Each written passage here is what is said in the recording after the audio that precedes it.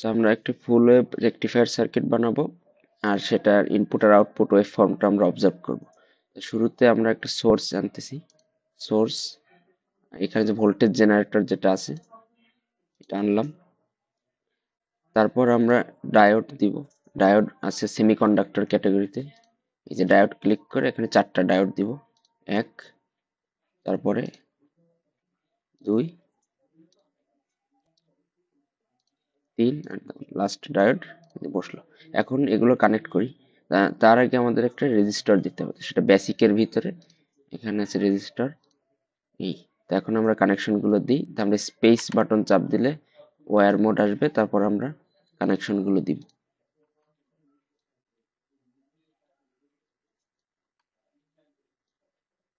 তো অনেকেই যে ভুলটা করছি দেখলাম যে আমরা ডায়োডের 2 টার্মিনাল আমরা কানেক্ট করে ফেলতেছি এরকম।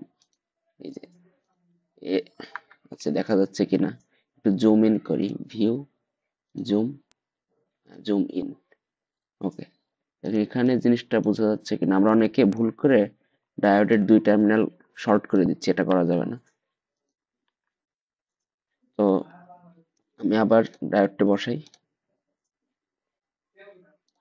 ওকে, তারপর কানেকশন গুলো দিই।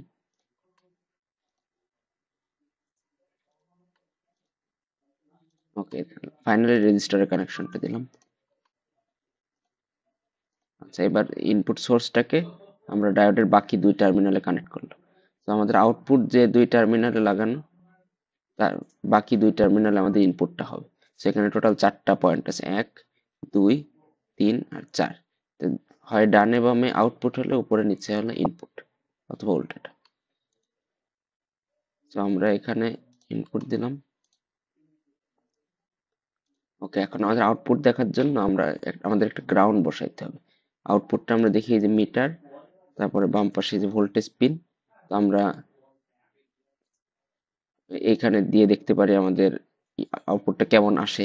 তো এর জন্য আমাদের গ্রাউন্ড দিতে হবে। তো আমাদের রেজিস্টার এক টার্মিনালে আউটপুট আর অন্য টার্মিনাল গ্রাউন্ড দিতে হবে, কারণ আমরা রেজিস্টারের ভোল্টেজ ড্রপটা দেখব, অর্থাৎ রেজিস্টার 2 টার্মিনালের ভোল্টেজ ডিফারেন্সটা। তো এই পিনটা দিয়ে গ্রাউন্ড থেকে এই নোড পর্যন্ত যে ভোল্টেজ সেটা দেখতে পাবো। তো আমাদের অপোজিট টার্মিনালে একটা গ্রাউন্ড বসাতে হবে। বেসিক, তারপরে গ্রাউন্ড, তারপর আবার ওয়্যার মোডে গেলাম, এখান দিয়ে এই কানেক্ট করলাম। আমাদের সার্কিটটা কমপ্লিট। তো এখন আমরা সোর্সটা সেট করব, এখানে সাইনোসয়েড, তারপরে অ্যামপ্লিটিউড দিতে হবে, ফ্রিকোয়েন্সি সেট করতে হবে। তো আমরা ডাবল ক্লিক করলাম, তারপর সিগন্যাল যে ইউনিট স্টেপ, এর একবার ক্লিক করার পরে এখানে 3টা ডট আসছে, এটা ক্লিক করলাম। এবার ওই ফর্ম টাইপ সিলেক্ট করি যে সাইন, তারপর অ্যামপ্লিটিউড দিলাম ফর এক্সাম্পল 5, সেটা আমাদের স্টুডেন্ট আইডি থেকে আসবে আসলে। আর ফ্রিকোয়েন্সি দেব আমরা 1 কিলো হার্টজ, 1 কিলো হার্টজ। ওকে, আর কোনো কাজ নাই আমাদের এখানে। এবার ওকে, আর এখানে এটা রিনেম করতে পারি আমরা আউটপুট হিসেবে। ডাবল ক্লিক করে এখানে ক্লিক করলাম আর একবার, আউটপুট। ওকে, আমাদের কাজ হয়ে গেল। এখন আমাদের ওয়েভ ফর্ম দেখতে হবে। এর জন্য অ্যানালাইসিস, ট্রানজিয়েন্ট, তারপরে স্টার্ট আর এন্ড ডিসপ্লে আমাদের কি থেকে আসবে, ফ্রিকোয়েন্সি থেকে। এখানে একটু আগে 1 কিলো হার্টজ সেট করছি, তো আমাদের পিরিয়ড হলো 1 মিলি সেকেন্ড। তো আমরা কয়েক পিরিয়ড যদি দেখতে চাই তাহলে কয়েক মিলি সেকেন্ড রেঞ্জ দিতে হবে, মানে স্টার্ট থেকে এন্ড এর ভিতরে ডিস্টেন্স হবে কয়েক মিলি সেকেন্ড। আমরা 0 থেকে 5 মিলি সেকেন্ড দেখতে পারি, অথবা 3 মিলি সেকেন্ড থেকে 6 মিলি সেকেন্ড দেখতে পারি। কয়েক মিলি সেকেন্ড দেখলে আমরা কয়েকটা পিরিয়ড পাবো। তো তারপর ওকে দিলে আমাদের এই যে ইনপুট আর আউটপুট দেখা যাচ্ছে। গ্রিনটা আমাদের ইনপুট আর রেডটা আমাদের আউটপুট। এটা চাইলে আমরা আলাদা প্লটেও দেখতে পারি, শো সেপারেট আউটপুট যদি দিই, এই যে আলাদা দেখা যাচ্ছে, এই যে আউটপুট আলাদা হয়ে গেল, ইনপুটটা আলাদা হয়ে গেল। এই যে ভিজি ওয়ানটা আছে। তো এইটার স্ক্রিনশট নিবা, সার্কিট স্ক্রিনশট নিবা, আর টিএসসি ফাইলটা সেভ করবা।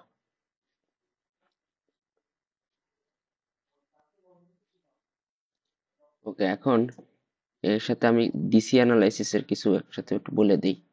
তো এটা হচ্ছে এসি সার্কিট, তাই না? এটা হচ্ছে এসি সোর্স।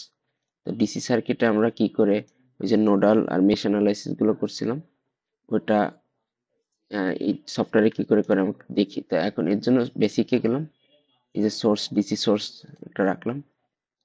দেখি আমরা একটু নোড ভোল্টেজ গুলো বের করা শিখি।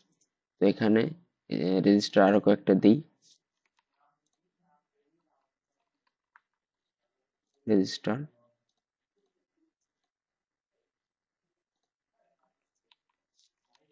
ওকে, কন্ট্রোল আর দিলে রোটেট হয়। আচ্ছা, এবার কানেকশন গুলো দিলাম।